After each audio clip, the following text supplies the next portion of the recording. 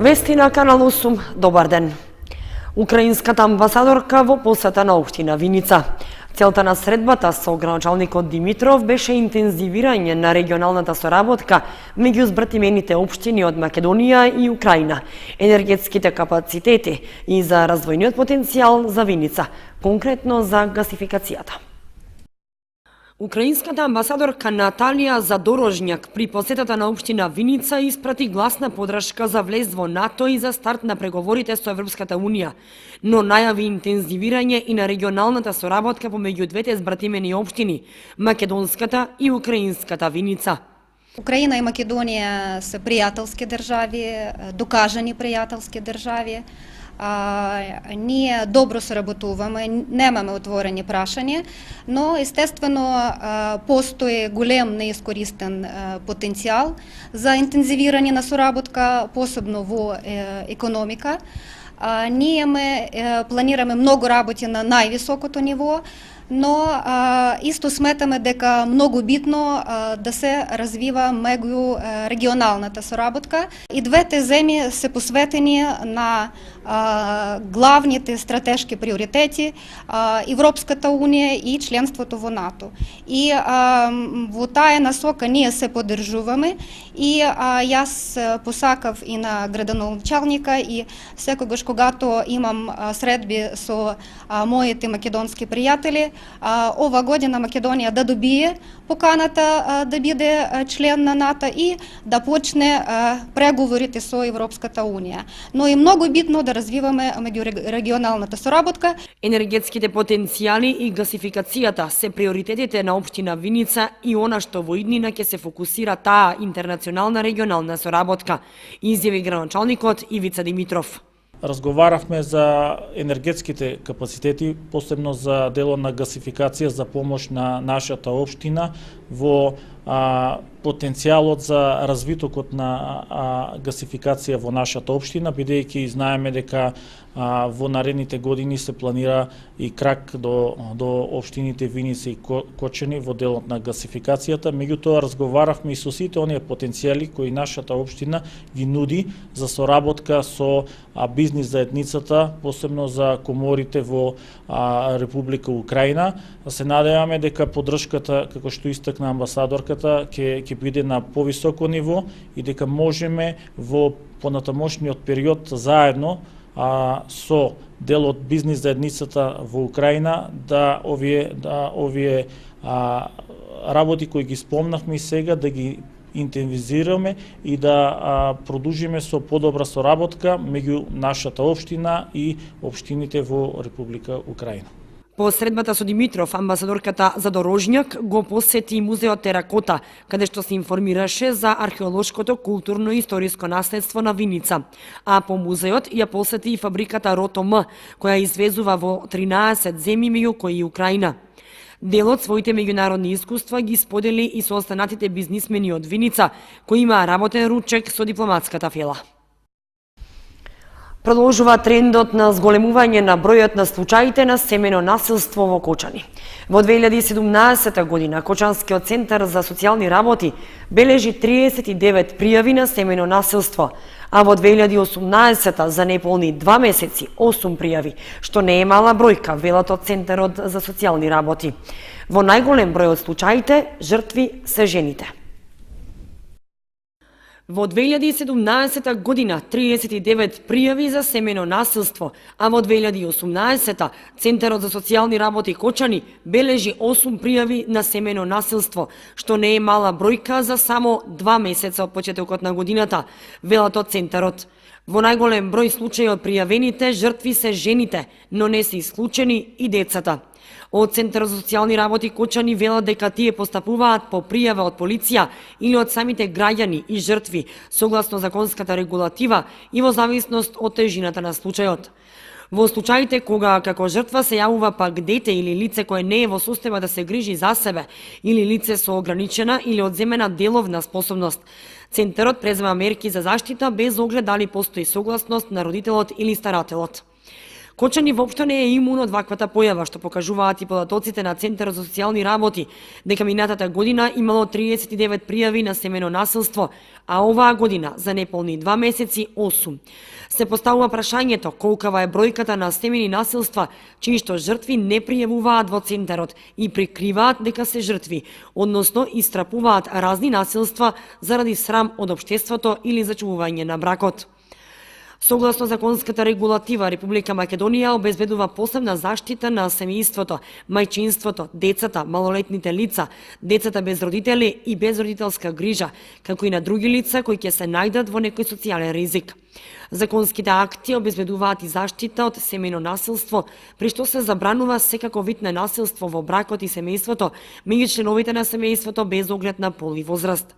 Под семено насилство се подразбира малтретирање, навредување, загрозување на сигурноста, телесно повредување, полово или друго психолошко или физичко насилство со кое се предизвикува чувство на несигурност, загрозување или страф спрема жртвата.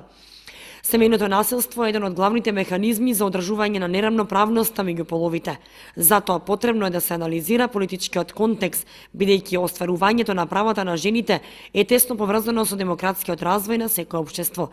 За демократија и за почитување на човековите права не може да се зборува доколку не постојат исти права, можности и одговорности за двата пола.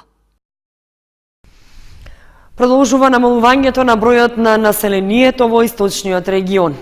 Само во последните 3 месеци од минатата година се родиле 110 лица помалку во однос на оние кои починале, што заедно со миграциите го става регионот меѓу најзагрозените според природниот прираст во државата. Негативен природен прираст за последните 3 месеци од минатата година е регистриран во сите општини во источниот плански регион, при што се родиле 110 лица помалку во однос на бројот на починатите. Според податоците од Државниот завод за статистика, најголема разлика меѓу родените и починатите има во Кочани 23 и во Штип 20 лица. Сепак, зад нив многу не заостанува ниту Виница, каде негативниот прираст е 18. Потоа следуваат Делчево со 15, Берово 14, Чешиново Блешево со 22, а Зрновци со 10 починати лица повеќе отколку што имало новороденчиња. Од октомври до декември лани во општина Кочани се родиле 75, а починале 98 лица. Во Зрновци пак не било регистрирано ниту едно новороденче, а имало 10 починати, додека во Чешиново Облешево се родиле 11, а починале 23 лица.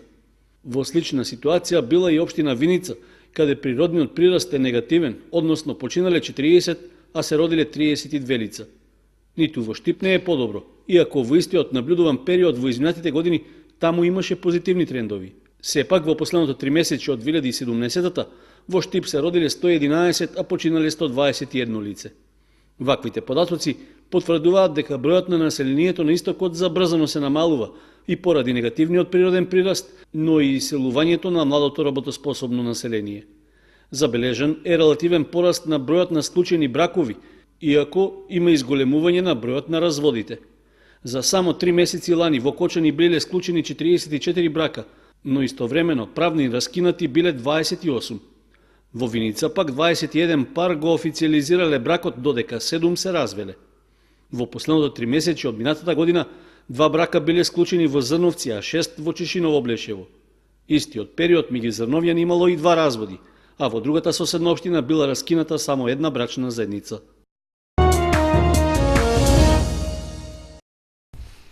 Комуналното јавно предпријатие Водовод и проектот за третман на отпадните води организираат надпревар за учениците од средношколска возраст, чија главна тема е заштита на животната средина и справувањето со отпадните води.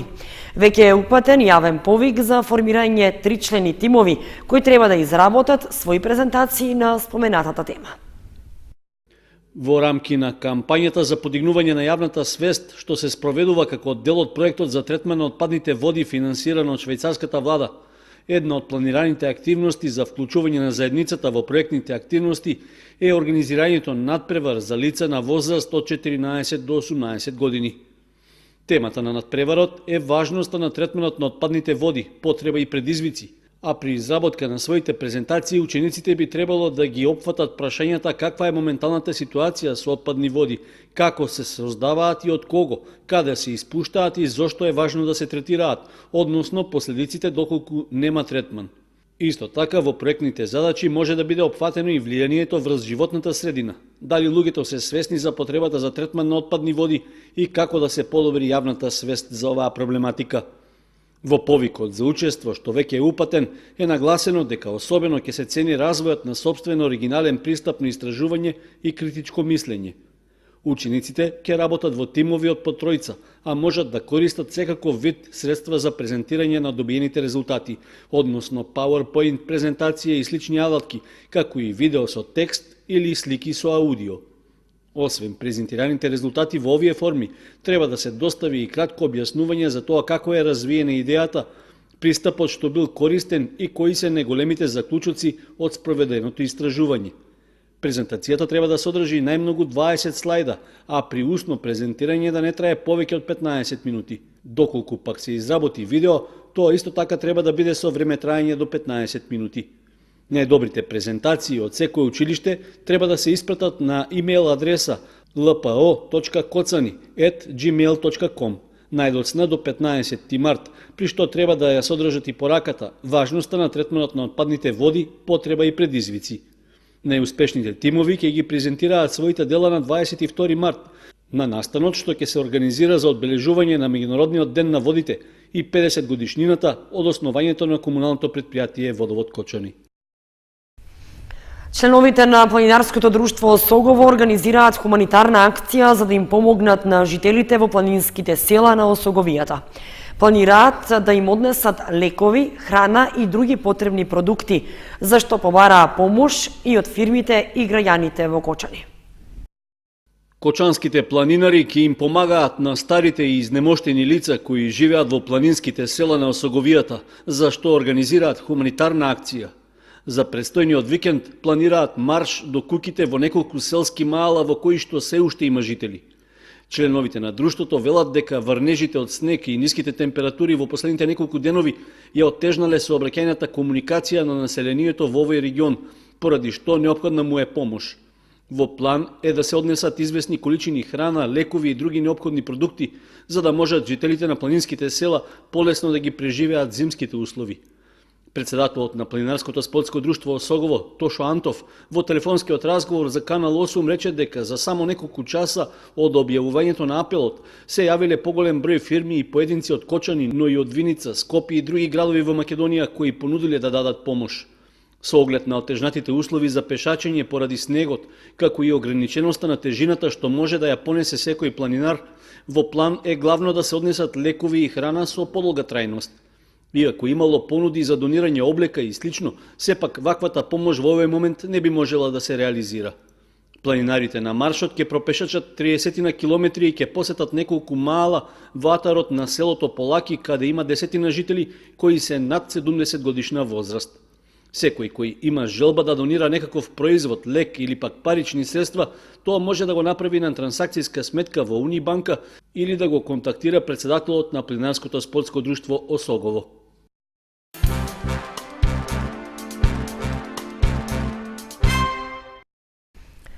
Организацијата на резервни офицери на Република Македонија од Виница и Општината Виница в понеделник на 5 март со пригодна програма ќе ја одбележат 17 годишнината од загинувањето на капетан Кирчо Димитриов, кој загина во воените дејствија во 2001 година.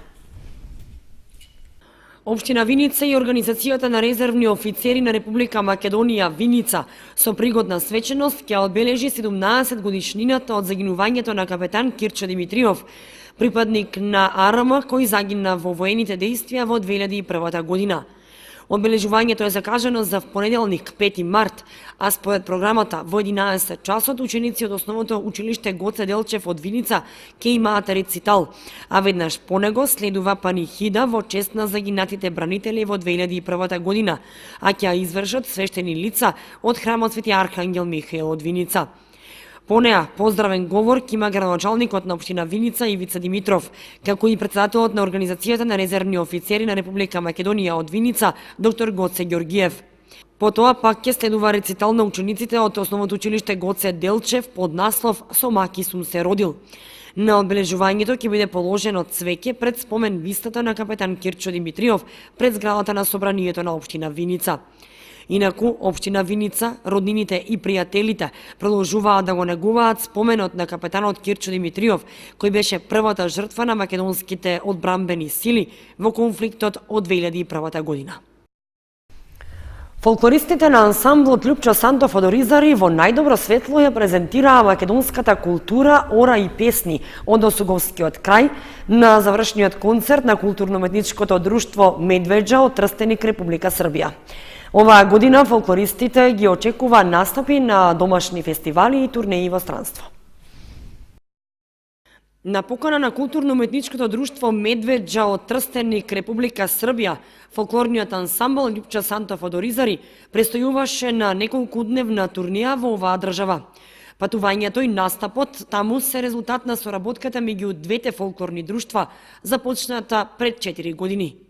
Бевме гости на нивниот четврти завршен концерт, што го одржал традиционално секоја година во месец февруари. Ние настапивме со мешан состав од Оризари и од Зрновци групи. Фолклористите на ансамблот Лјупчо Сантов ги очекува богата година во однос на турнеи и патувања. Следни активности за 2018 веќе пета година поред традиционално Ѓурѓовденски фестивал што ќе се одржи во почетокот на месец мај за верскиот празник Ѓурѓовден. Потоа имаме гостување тука во Македонија на неколку фестивали, Оро Весело, во Радовиш, исто во традиционалните великденски средби во село Раовица, исто во Радовиш, и ќе имаме тежок избор, значи две турнеи со исти дати од 17 до 20 мај на Јадранот, се уште нема да ги откријам за да бидат и децата во неизвестност, каде што на една секако да ќе бидеме и ние учесници. Фолклорниот ансамбл Лјупчо Сантов од Оризари е символ на македонската култура и представува вистински репрезент на изворната песна, оро и обичаи од Осуговскиот крај.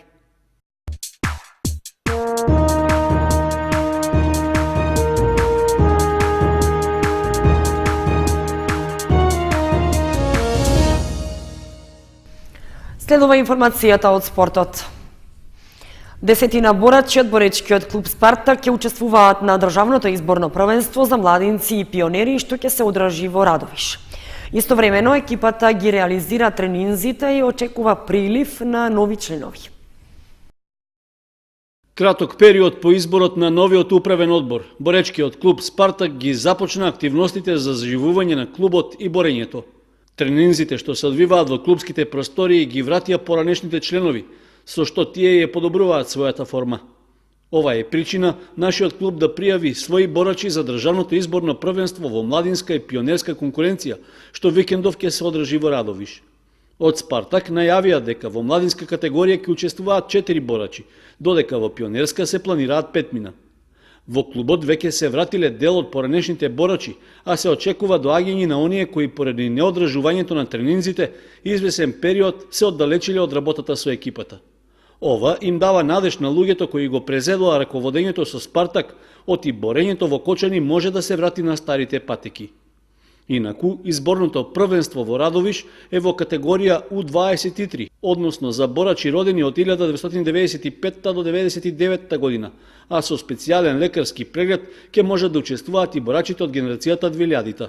Во пионерска конкуренција пак право на учество имаат родените 2003 и 2004 година, а за една година помладите неопходен е специјален лекарски преглед.